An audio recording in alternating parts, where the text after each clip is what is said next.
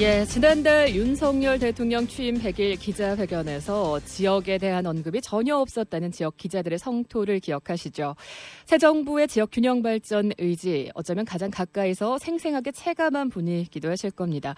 어제까지 국가균형발전위원장을 지내다 오늘로 경북대학교 명예교수로 돌아온 김사열 교수 연결해서 이야기 나눠보겠습니다. 안녕하십니까? 예, 반갑습니다. 이제 교수님이라고 불러야 하네요, 전 위원장님. 예, 시민의 한 사람입니다. 예, 30개월이나 정말 고생 많으셨고요. 소회가 어떠십니까? 많은 분들이 응원해주고 또 의견도 주고 해서 열심히 했습니다. 본인들이 국민들이 바라는 수준에는 좀 미달했지만 나름대로 한다고 하는 만큼 했습니다. 2020년 3월에 임명돼서 재위촉되시고 사실은 내년 8월까지 임기가 남아 있는데 이렇게 못다한 일도 있으시다고 했는데 서둘러 마무리하신 이유가 있을까요? 예, 이제 일을 하는데도 이렇게 서로 이 뜻이 잘 맞아야 되죠. 지금 예. 아까 앞에서 모두에서 말씀하신 것처럼 여러 가지 정책을 협의하지도 않고 일방적으로 수도권 중심으로 발표를 하니까 같이 할 맛이 안 나는 거죠. 그래서 저도 그만두는 게 맞다고 생각하는 거죠. 엄연하게 국가균형발전위원회가 있는데 정부가 발표하는 정책들은 좀 역행하고 있다 이런 목소리도 내셨는데 실제로 지난달 18일에 사의 발표하시면서 그 사퇴 압박에 대한 이야기도 하셨습니다. 실제로 그랬습니까? 예, 제가 방송에 다 말씀을 드릴 수는 없고 예. 예, 기본적으로 균형위가 크게 두 그룹으로 되어 있는데 하나는 이제 장관급 위원들로 구성이 된 본위원회하고 전문위원회 같은 회의체, 예. 다른 하나가 이제 이런 회의체 정책이나 과제 기본을 만들고 지원하는 그 기획단이 있는데요. 네. 75명의 식구로 된 이 기획단을 이 실제로 위원회의 손발인데 새 정부에서는 이 조직을 8월 31일부로 전면적으로 해체한다고 했다가 실제로 어제 실행해서 해체됐습니다. 아이고. 이보다 더 큰 압박이 없고 사실 일꾼이 없으면 식물위원회에 불과하기 때문에 더 존속할 수가 없습니다. 위원장님께서 또 오랜 기간 이끌어 오셨던 회의체와 기획단인데 이렇게 또 해산되는 모습을 보면서 식솔들이 좀 이렇게 뿔뿔이 흩어져서 마음도 안 좋으셨을 것 같고요. 실제로 그 기획단을 해산하고 출범시키겠다는 것이 행안부가 추진하는 지방시대위원회입니다. 어떤 역할을 하게 될 것으로 좀 기대를 하십니까? 새 정부에서 일단 정무적으로 판단해서 내놓은 정책 카드니까 제가 평가적 발언을 하기는 적절치 않는 것 같고요. 예. 그리고 아직 그 이름만 나와 있지 구체적인 내용이나 정책을 제시하거나 실행한 적이 있기 때문에 제가 평가하기는 그렇습니다. 9월에 출범하겠다고 해서 지금 당장 9월 1일인데 여전히 좀 뚜렷하게 어떤 역할을 할지 위원장님도 그려지는 게 없으세요? 총 몇 달 전에부터 이제 그런 예고를 하고 했는데 실제로 기획이 안 됐죠. 지난 8월 23일 날 국무회의 통과를 시키고 법적인 조치를 이렇게 밝혔다 했는데 실제로 여러 가지 불비해가지고 진행을 못 하고 있죠. 조금 아마 제가 생각하기로는 늦춰질까요? 진행을 하더라도 속도가 아주 많이 느려질 거라고 봅니다. 그래서 9월 1일부터 하겠다는 얘기 실제로 그 얘기를 했는데 실행이 되고 있지 않죠. 알겠습니다. 일단 그 교수님께서 몸담으셨던 국가균형발전위원회 또 자치분권위원회 이렇게 두 위원회가 특별법으로 출범을 했습니다. 근데 이번에 이렇게 시행령으로 통합하는 것을 또 굉장히 강력하게 비판하셨더라고요. 예, 법이 원래 이제 순리적으로 적용하는 게 바람직하고 법에도 법의 방식이 있더라고요. 기존 균형발전 특별법하고 지방자치법으로 두 위원회 각각 근거해서 그 법안상으로 정립을 먼저 해야 되는데 지방시도위원회도 그런 연장선상에서 보면 국회에서 국민을 설득하고 여야 정치권이 합의해서 이 관련 법을 제정하는 게 상식이죠.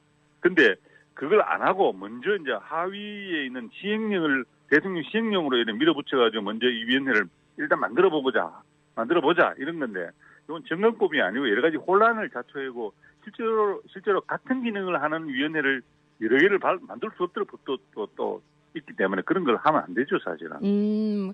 뭐 이번 정부가 시행령 정부다 이런 비판도 있는데 이 역시도 또 시행령으로 출범부터 하고 그렇습니다. 예. 예. 이후에 또 국회 그 관련 법안을 좀 폐기하는 이 수순을 밟는다고 하던데 그 순서에 대한 절차에 문제 제기를 하셨고요.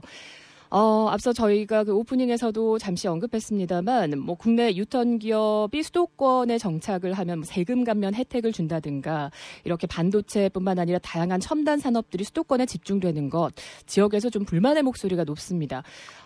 여러 규제 완화를 통해서 첨단 산업을 정부가 수도권에 몰아주고 있다. 여기에 대해서 교수님 의견도 또 궁금한데요. 실행해서는 안 될 일입니다. 윤 정부 교육부에서 반도체 학과 설치에 대해서 발표하면서 수도권에 여러 가지 특혜를 주는 것은 지역을 바로 죽이는 것이기 때문이죠.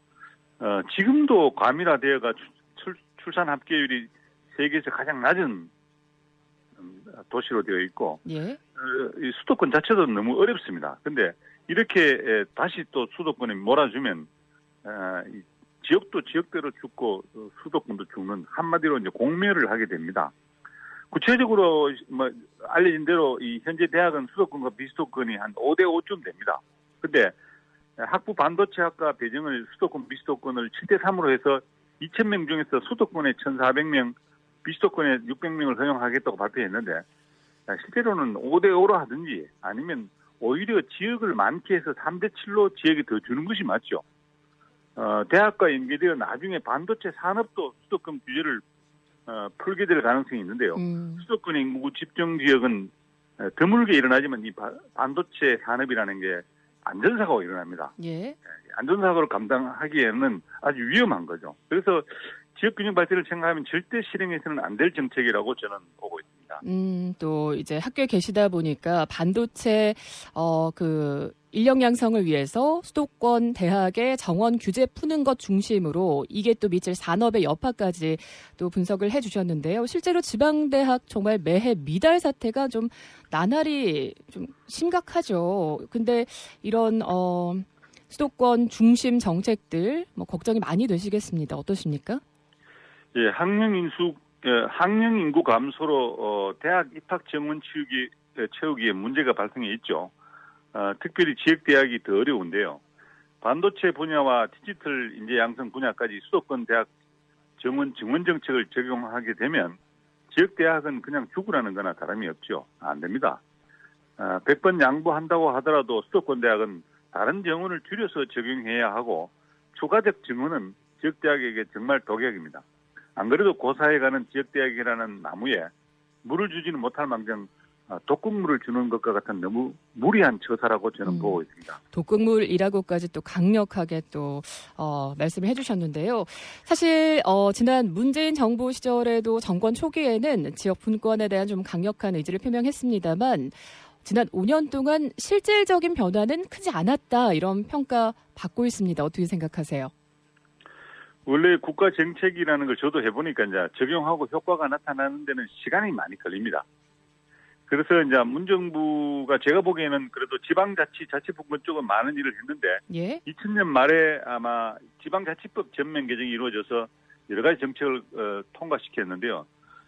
중앙정부 권한 이양 일괄법이라고 해서 이제 500개 중앙정부의 관련 사무를 지방정부로 넘겼습니다. 그리고 앞으로 보완이 필요하지만 알려진 대로 지방자치경찰제를 도입을 했고요.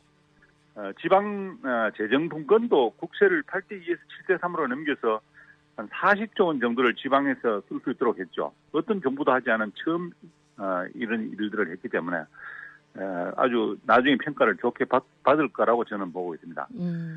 국가균형발전 분야는 제가 관계돼서 조금 망설여집니다만은 간단하게 소개하자면, 예? 매년 1월 29일을 국가균형발전의 날로 정해서 법정 기념일로 관심을 가지도록 했습니다. 그리고 코로나19 재난을 극복하기 위해서 시군구 단위까지 지역균형 유지 정책을 펼쳐오고 있습니다. 그리고 지역에서 원하는 행정통합, 메가시티를 지원하기 위해서 초강력 협력 정책을 시작했습니다. 요거는 이제 기존의 개발도상국 시절 광역지자체 간의 경쟁을 시켜서 선택과 집중을 해오던 방식을 넘어서 가지고 세계 7위권 경제 수준에 맞도록 광역지자체 간 서로 협력 공생하게 하는 새로운 접근법이죠. 여전히 갈 길이 멀지만 이 나름 애써서 나중에 향후에 좋은 일들이 전개되리라고 기대하고 있고 대구 경북도 행정 통합으로 이 시동을 건 지가 이 정책을 배경으로 하고 있죠.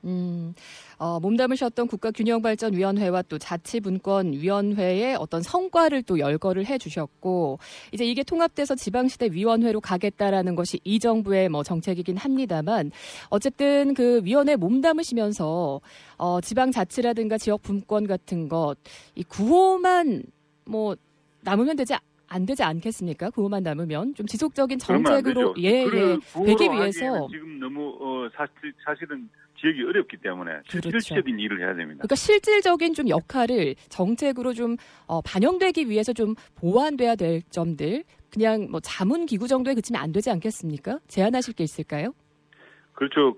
제가 여러 차례 제안을 했는데 사실은 행정위원회로 만들어서 뭐 통합이나 이런 게 문제가 아니고 실제로는 일을 할 수 있도록 그런 이 권한도 주고 예. 그 책임도 묻고 하고 그렇게 해서 선진국처럼 해야지 전 지역이 살아난다고 생각합니다. 단순한 자문기구가 아니라 더 큰 권한을 부여하는 또 행정 조직이랄까요? 부처로 행정위원회로 바꾼다고 위원회로 말하죠. 격상돼야 된다라는 제안이시군요.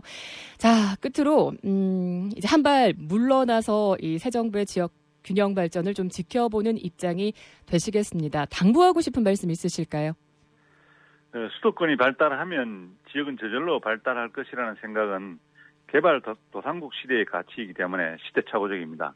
수도권 과밀화를 적극 해소해 나가야 수도권도 살고 결국 지역도 살게 됩니다.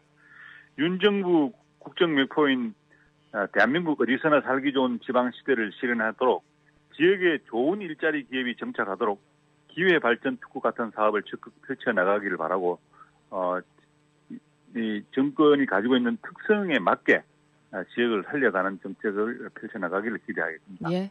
앞으로 개인적인 계획은 어떻게 되세요? 이제 강단 대학에 가서 뵐 수 있는 건가요? 저는 대학도 지난 2월에 퇴직을 했기 때문에 이제 아하. 좀 자유롭습니다.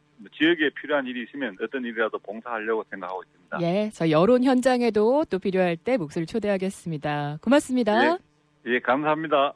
전 국가균형발전위원장이자 경북대학교 명예교수이신 김사열 교수였습니다.